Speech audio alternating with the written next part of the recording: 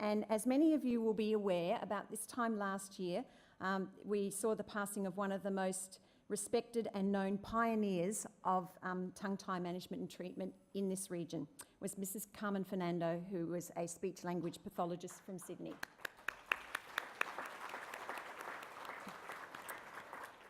And to acknowledge and celebrate Carmen's contribution to this very important field, we decided to call the symposium this year the Cutting Edge Symposium From Confusion to Clarity, to honour Carmen's book called Tongue Tie From Confusion to Clarity.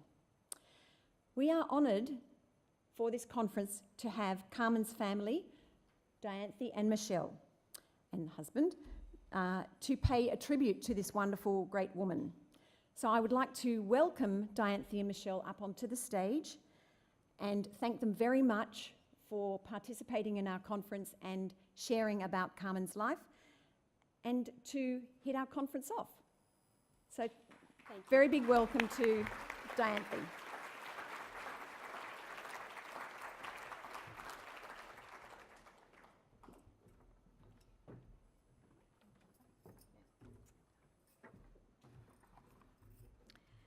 Good morning, everyone.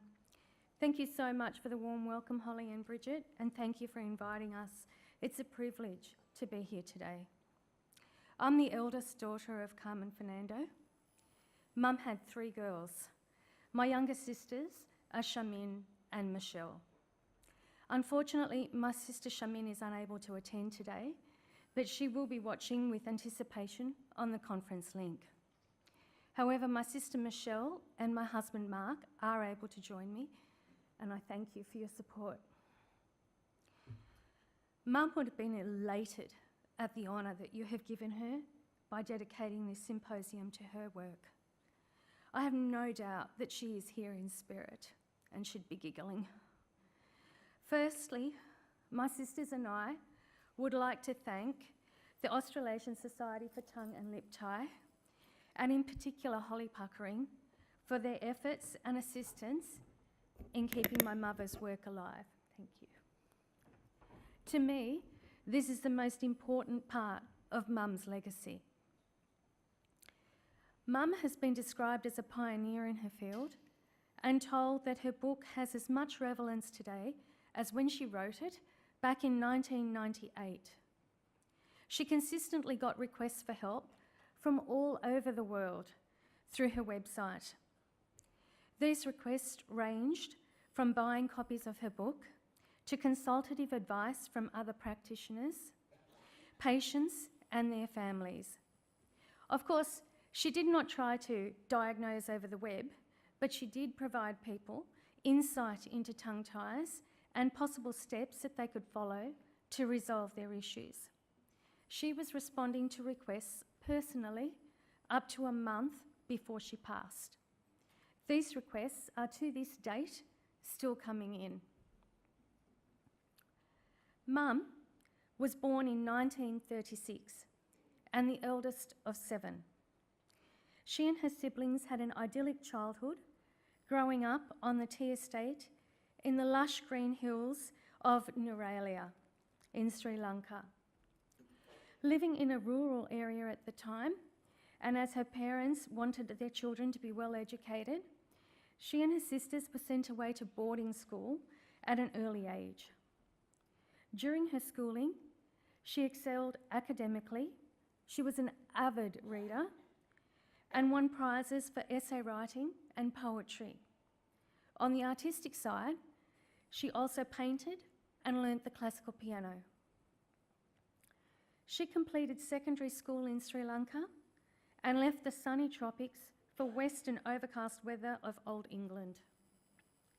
In England, she studied at West End Hospital Speech Therapy Training School, and she graduated with a degree in 1960. After graduation, she spent a few years working in London and travelling in Europe. It was in London, as a student, that she met and fell in love with Fernando, the man who would be her husband for 47 years. They married in 1963 and returned to Sri Lanka in 1964. She worked part-time in Colombo and Kandy as a speech pathologist, as she and Lalan had their family. At this time, the political situation in Sri Lanka was getting more difficult and resulted in an insurgence which escalated to civil war, which was to last over 30 years. For our safety, my parents made the decision to leave Sri Lanka and migrated to Sydney, Australia in 1972. With Mum's training and skill, she was able to gain a position as a speech pathologist at the Royal Alexandra Hospital for Children. A few years later, she began her private practice, at first part-time, while still employed at the hospital. Later, the practice became a full-time proposition. Eventually, she came to focus on treating children with tongue-tie. The treatment of this condition would become her lifelong passion. In 1981, while working at the hospital, she was asked to research the reason why so many children were being referred to the speech pathology department for opinion on tongue-tie surgery. When a search of the literature produced only a small number of articles on the subject, it was decided to embark on a study and acquire some current and relevant data. In May 1983, a paper was presented to the Australian College of Paediatrics Annual Conference in Brisbane. The conclusion of the study was that surgery was often an appropriate form of intervention for the condition known as tongue-tie. This proposition provoked considerable controversy within the medical community. Mum was captivated by language and was quite simply a wordsmith. Whether written or spoken, Mum's mastery of language was supreme. I remember vividly all three of us being taught at an early age how to answer the phone and speak with a clear and friendly tone. To this day, we are still complimented on Mum's instruction.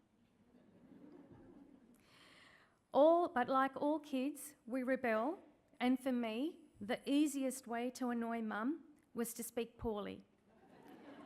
She hated slang and mispronunciations, and I regret to say that right up until she died, in hospital on her deathbed, I was guilty of occasionally deliberately speaking inappropriately just to get a reaction. But by October 1997, from both the hospital and her private practice, she had collected data on 256 patients with tongue-tie. This data further substantiated the earlier conclusion that the surgery was an option to rectify speech problems caused by tongue-tie. At this time, she had also developed a simple assessment procedure, the Tongue-Tie Assessment Protocol, or TAP, to determine whether surgery was warranted. This protocol was used to assess all patients referred with a diagnosis of possible tongue-tie. 200 of these patients for whom complete records were available have been included in the study. Mum's passion for tongue-tie and the lack of information readily available was a driving force regarding her decision to write her book. When it seemed that no one would publish it, with her husband's encouragement and insistence, they established their own publishing business, Tandem Publications, because they did everything together. They self-published in 1998. Mum steadily sold her copies and continued to practice privately after 10 years at the hospital. However, she gained such a reputation for her diagnosis and treatment of tongue-tie, her practice evolved into almost exclusively consultation on tongue-tie. I remember a time at one of my children's Christmas concerts. Mum was in the audience and a friend of mine, her child, was speaking. She asked to see the mother after the concert, as she suspected the child had a tongue tie. A week later, in my lounge room, Mum was right. This particular example happened many times over the years. Mum's passion was not relegated to her consulting rooms. She was not driven by payment for consultations. Her desire was to help as many people as possible. Many of my friends and/or their children received consultations in my lounge room. Mum never asked for a fee and also priced her book at a moderate rate so that everyone could get help. Such was Mum's passion for her work and compassion for her patients. In her free time, Mum loved to paint and attended art classes every week. We referred to them as her Saturday morning fix. She particularly loved painting in watercolour, and her house was ornamented with many of her original works. In her spare time, she played the piano and continued to write poetry and established a flourishing rose garden. By 2010, my father, aged 70, was working part-time on a consultative basis for St George, and my mother, aged 74, had closed her rooms and was working part-time from home, providing consultation on tongue tie almost exclusively. This was what they called retirement. They travelled extensively, one big trip a year, and several shorter getaways around the country, usually with one or more of my mother's sisters in tow. They revelled in their grandchildren, teaching them to drive, attending birthday parties, usually dress up, taking them walking up the Harbour Bridge, and just turning up at our place with McDonald's to visit the kids. At this time, Mum had started planning a new edition of her book.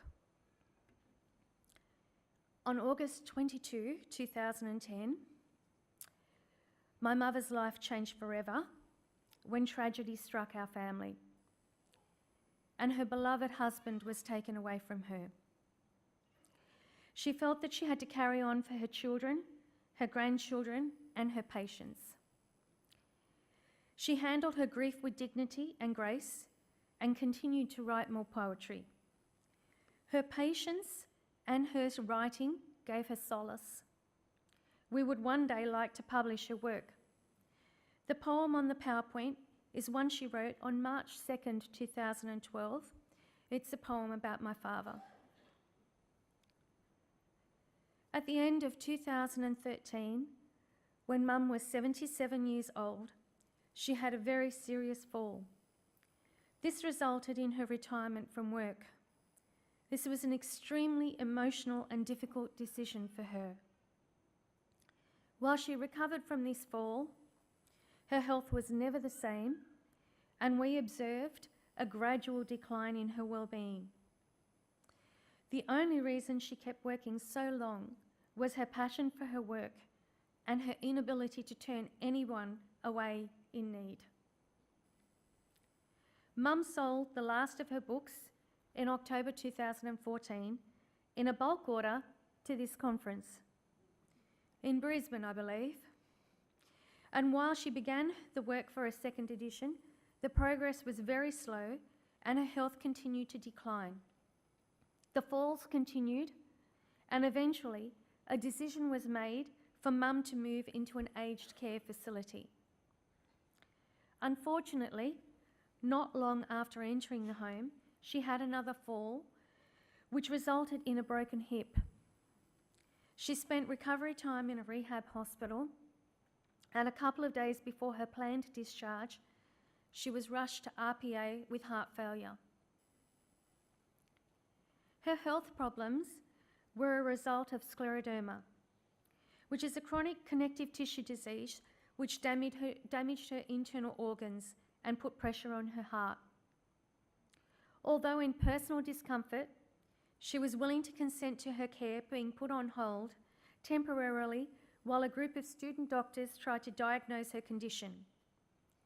The condition is fairly rare, so the teaching staff saw this as a great opportunity. Sadly, the next day, she lost her life. That was April 18, 2015, and she was surrounded by her family. The more calls we made to her friends and colleagues, the more the tributes started pouring in. Relationships were important to Mum. She had kept in touch with a large range of people, ranging from her early school years, her time in London and Sri Lanka, her work companions, and friends she met since arriving in Sydney. At Carmen's funeral, we had 3 eulogies: my sister Michelle, Dr. Anthony Dilley, and Mrs. Holly Puckering. With permission from Dr. Dilley and Holly, I would like to share with you an excerpt from Dr. Dilley and Holly Pockering's tribute. It is a little strange that I, among all of you here, am speaking today.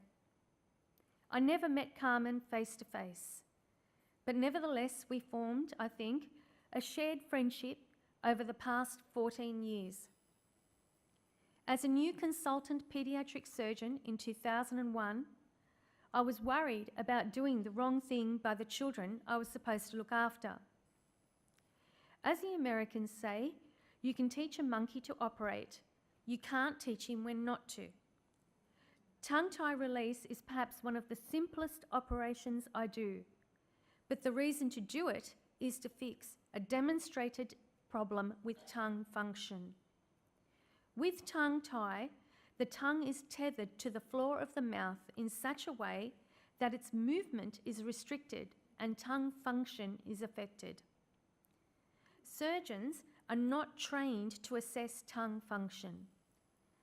Via the internet and chat room of international paediatric surgeons, I canvassed opinions as to how other surgeons approached this issue.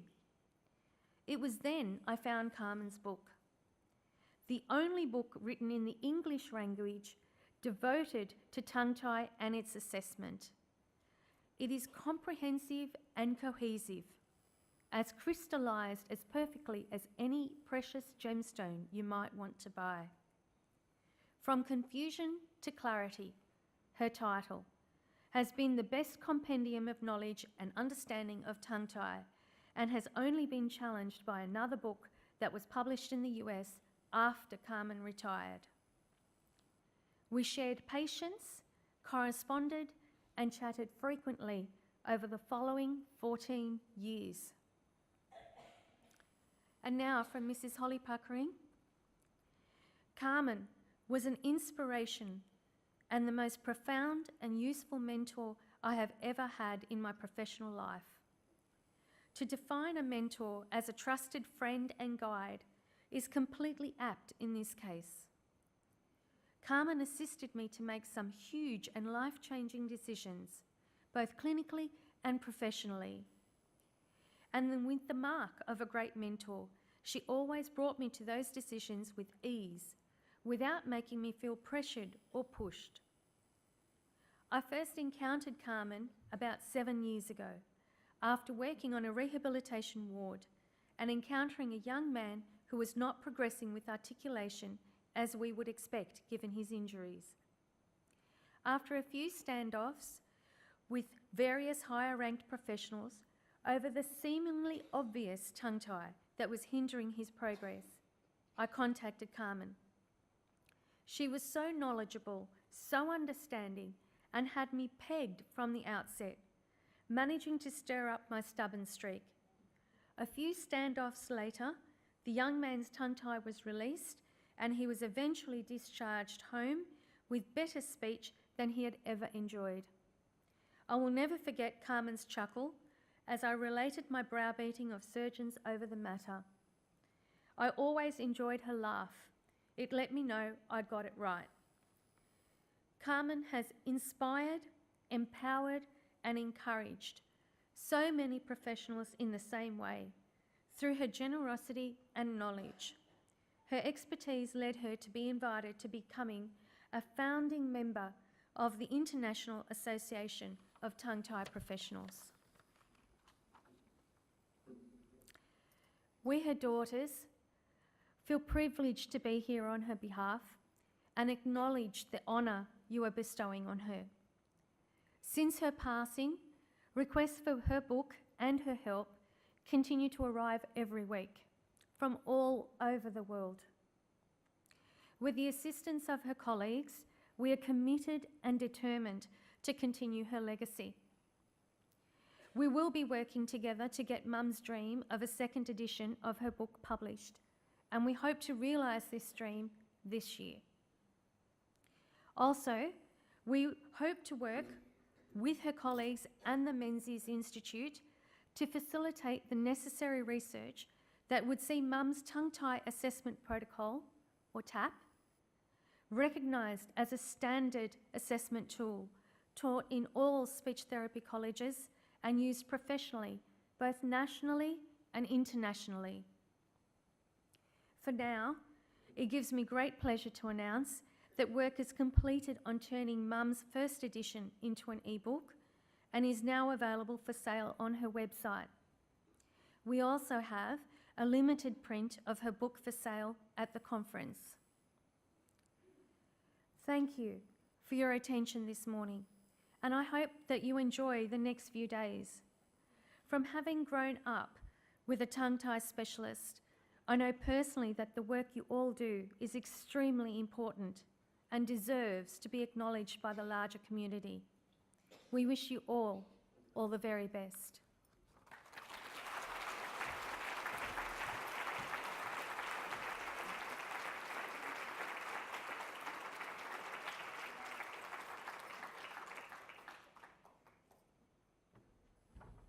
Thank you so much for that beautiful tribute to Carmen. It is something that we'll keep in mind, especially with her pioneering spirit and willingness to share knowledge over the next few days. Well done.